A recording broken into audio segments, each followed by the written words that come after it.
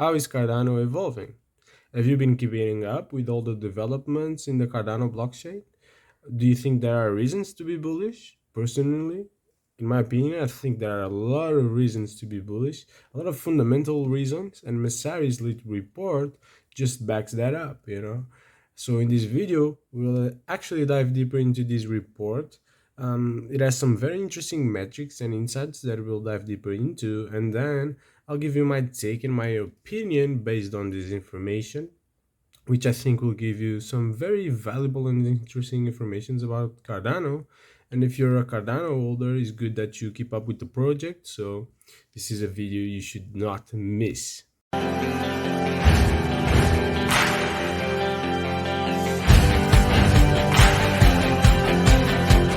As always, nothing in this video is financial advice, only educational content. And here we have the Messari Report, and diving deeper into this report, Messari makes a small introduction about Cardano, focusing on one of the most important characteristics of this project, that is actually the fact that the development of Cardano is slower, methodical, and more research-based than most of the projects. And there is a prioritization of correctness, sustainability, and stability over speed, mentioning also Cardano unique and special and extremely innovative mechanisms, consensus mechanism, that is Ouroboros. But yeah, in this video we'll focus more on diving deeper into the metrics, and you will see some of the key metrics that are approaching this report. We can see here at the top that the daily active addresses have been mostly decreasing since Q1 2022, which is not great, but it's natural since the bull market finished and the bear market started, and the tourists in the space, the people that are here for the hype and for the price appreciation, start leaving. And the active addresses decreased significantly, and they are now around 60,000. But I don't think there is reason to panic, as it's just part of the bear market situation. It will, whenever there is more hype and price appreciation, these numbers will go right back up. So yeah, in terms of daily transaction also as well, they are decreasing since the third quarter of 2022. There was the lowest value registered since last year. And right now, the market cap of Cardano rose this period by 54% when compared to the last quarter, from 8.6 billion to 13.2 billion. This increase also meant that Cardano went from the ninth cryptocurrency to the seventh largest network by market cap. The real yield, as we can see here, also increased significantly from 0.35% to 3.16%. That is the highest value registered, besides the one registered in 2002 in the third quarter. What is real yield, you ask? Well, real yield is calculated as a nominal yield that is around 3% on average for ADA allogators. Whenever you stake your ADA, that's the return you earn. Minus inflation, accounting for any new ADA that comes into circulation, and that increases the supply, the circulating supply, and that naturally decreases the return you'll get, right? But it's very important to notice that ADA has a fixed supply of 45 billion. So when we are referring to inflation, is actually just increases in ADA circulating supply that have to do with a lot of things, with emissions, probably with vesting schedules, etc. The total value locked increased significantly from 50.8 million to 138.2 million. That represents 172% increase quarter on quarter, which is the highest total value locked since the first quarter of 2021, and is also the highest, as we will see, in terms of ADA value. Simply now, ADA is worth less in terms of USD than it was in the first quarter of 2021. This shows that there is a significant uptick and a significant increase in terms of DeFi usage in Cardano, which is extremely positive for the ecosystem. And I do believe that if we are in a bear market and we see DeFi developing so much, I just wonder how much it can develop in the bull market. Could we really have the DeFi boom for Cardano during this bull market? I think it's looking more likely by the day, and these metrics support it. So something to pay attention for sure. And right now in the bear market is the best time for you to learn. For you to learn about the projects that are launching, for you to understand how to use them, for you to try and test with small amounts how to play with DeFi and how you can maximize your earnings and your yield. I think this is the best time to learn how to just focus, get your head down and learn about these projects. And if you want to do that, this channel is amazing for you, because we have a bunch of videos where our focus is exactly that: show you what are the projects, what they are building, what are the teams behind, and how good are these projects, and how much you should expect them to have an influence in the future of Cardano. So yeah, if that's something that interests you, don't forget to subscribe and turn on the notification bell so you get those videos and you keep learning during this bear market, keep improving, and so that you're ready whenever the bull market starts again.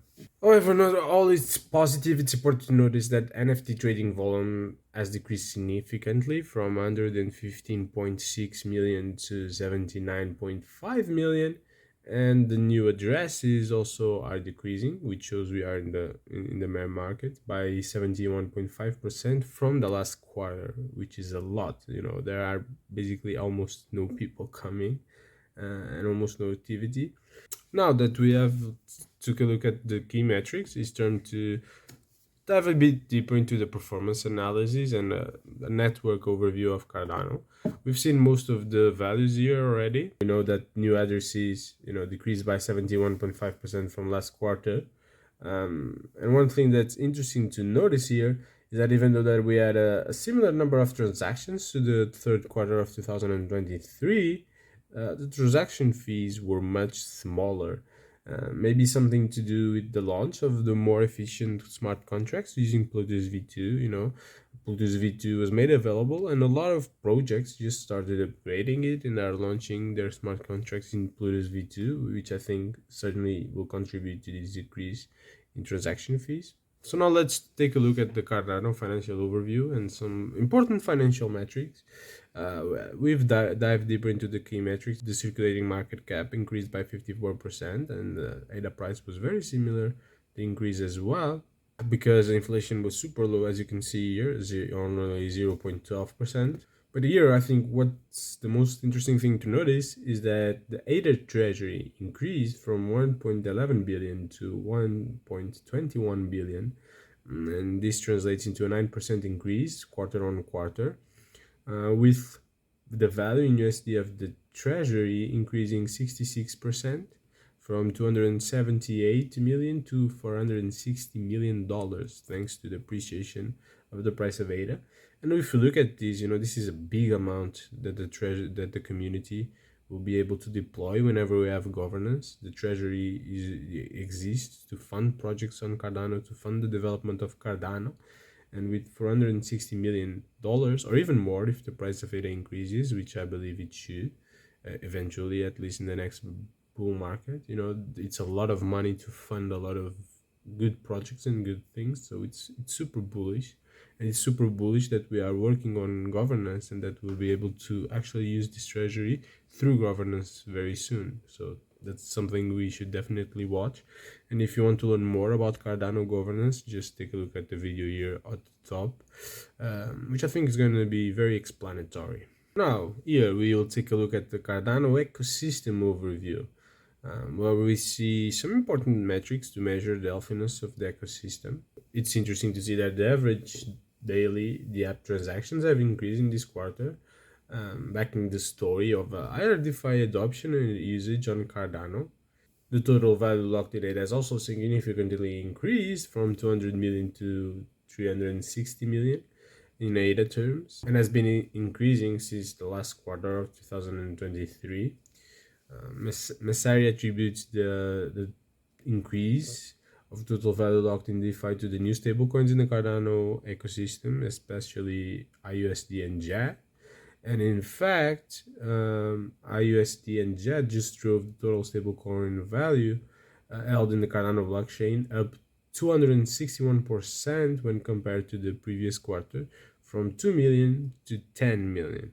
In terms of NFT, it's important to notice that there has been a decrease in NFT activity, but we'll dive deeper into that later. MinSwap is Cardano leading decentralized exchange with its total value locked increasing from the last quarter.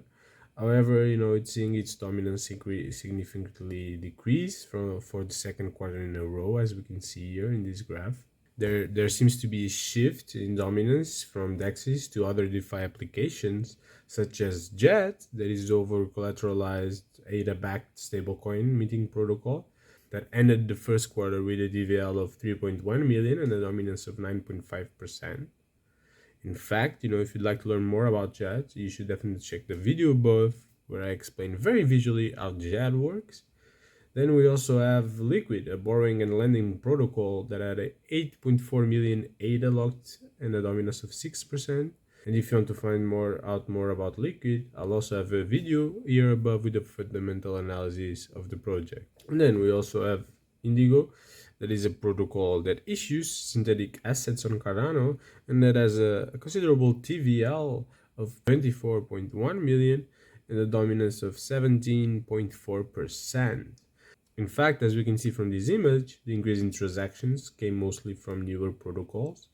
Liquid, for example, registered 135,000 transactions and gained 10.5% dominance of all decentralized DApp transactions.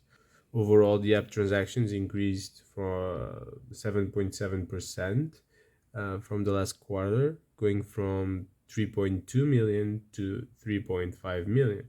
Taking a look now at the Cardano NFT Overview. One thing that is important to notice is that in this ecosystem, the daily unique sellers of NFTs increased by 43%, which is a significant increase with a lot of people cashing out in this bear market. It's also important to notice that Cardano was the 5th largest network by NFT secondary sales volume, with 40.5 million sales volume in NFT secondary sales.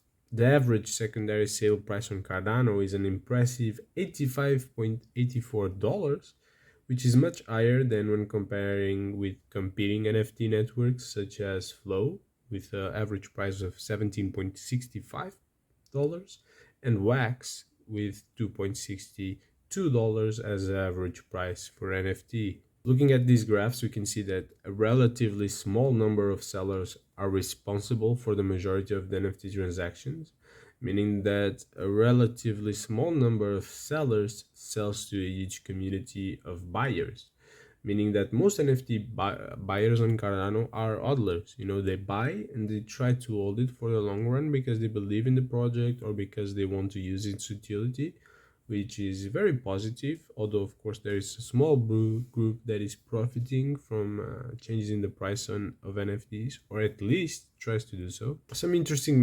metrics is that out of 8,000, almost 9,000 total NFT projects on Cardano, there are 10 projects that have traded more than 10 million ADA, and 125 projects that have traded more than 1 million ADA in the secondary market.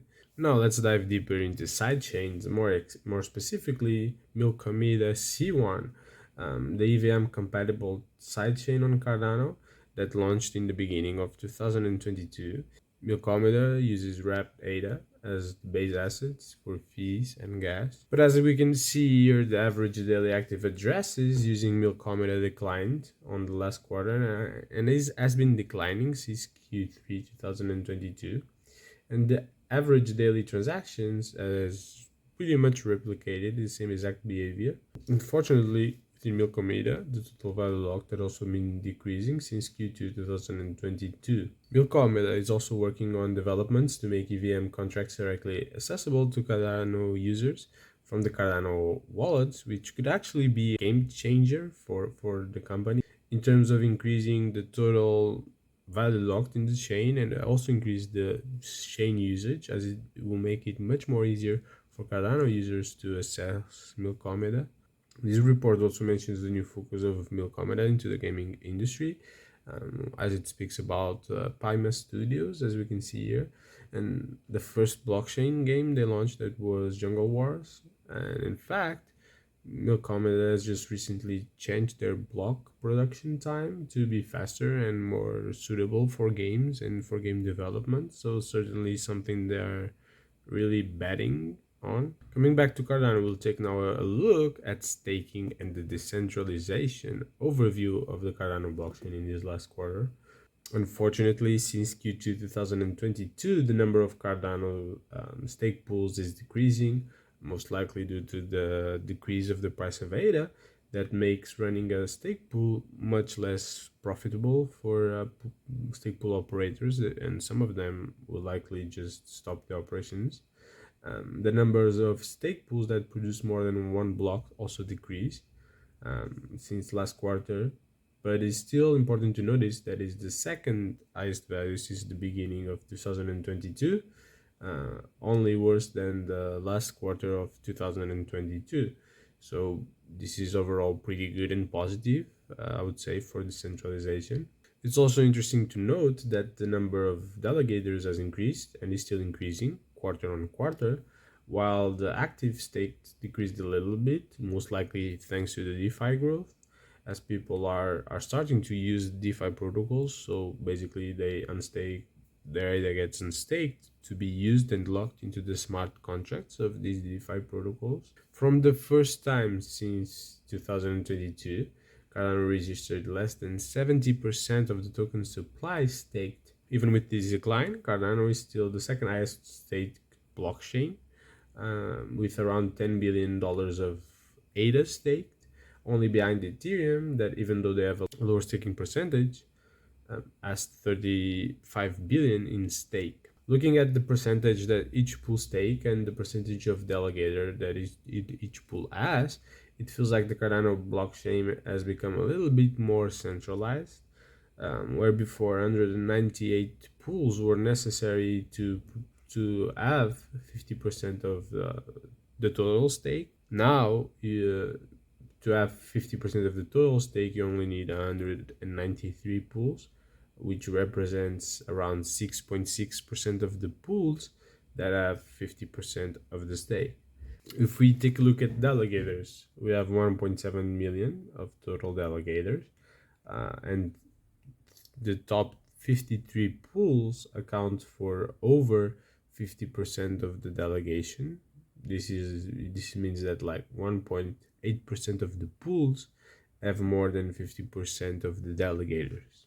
It's also interesting to notice that only 38.5% of the pools were actually able to mint a block during this quarter, because to actually mint regularly you need to attract a significant amount of delegation, and as we can see here, it's hard for pools to attract delegation, and some pools have a much better time doing it than others. This Messari report also mentioned the bugs that happened on Cardano, where we had 50% of the nodes go offline during 2 minutes, which was certainly a great test to Cardano's performance and to its decentralization, because the network did not miss any blocks during this period. They didn't need to restart, and the node issue was resolved in with the node version 1.35.5, thanks to the support and the work of the Cardano developer community, not only IOG, but also a bunch of developers, a bunch of stake pool operators working together to solve the issue, which I think speaks a lot about the decentralization of Cardano at every level. For me, it was certainly interesting diving deeper into these metrics, and I hope it was for you as well. If it was, please leave a like, and if you like this kind of videos, don't forget to subscribe and turn on the notification bell. But yeah, I see some of these metrics as really exciting, and in terms of growth, Cardano is moving in the right direction. I would say the only thing that is a bit worse right now is the centralization and other things related with the bear market that is finally affecting the NFT market. But the fundamentals, they are improving. The transaction fees are decreasing. There is more DeFi usage. DeFi transactions are on the rise. There are a lot of great things here. And even in terms of decentralization, there is a decrease in the terms of decentralization, a very small decrease, but Cardano still remains highly decentralized because you have more than 1,000 and something pools producing blocks. But yeah, I think besides this part of the report, diving deeper into the metrics, Messari also has a report with a whole lot more information of this first quarter of 2023, with a lot of fundamental developments and achievements that were made by the Cardano blockchain. So if that's something you're interested in watching, turn on all the notifications and don't forget to subscribe, because I'll make a video about that as well, and this way you'll get warned whenever that video comes out. But meanwhile, if you've ever wondered what would be to start your own Cardano stake pool, what are the requirements, the biggest challenges, one of the biggest challenges is in fact attracting delegation and marketing your own pool. So yeah, this is the video you should watch next. An actual interview with the stake pool operators that will speak from experience. On my side, I'll see you there.